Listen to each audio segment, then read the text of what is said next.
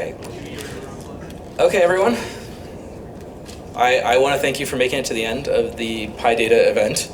I was genuinely excited to see what would happen. Like, I had no idea how many people would show up, how many people would speak, and it's been really awesome. So I want to thank you all for participating. It was really amazing to be able to help bring your voices to the forefront and talk about the things that are interesting to you. And we have some great data that I'm going to use to figure out how we keep this conversation going, how we keep growing what we're trying to do here, how we connect all the meetup groups that are out there with these things, and like help the ecosystem get healthier and stronger inside of Vermont. I am always accessible. You can always reach out to me. There's only one California at UVM, so you can find me there and ask any questions or any thoughts that you have. And we'll also be sending out like follow-up email and survey and that kind of thing post-event to kind of just get some feedback and also provide some updates, links for like where you'd find videos, that kind of stuff.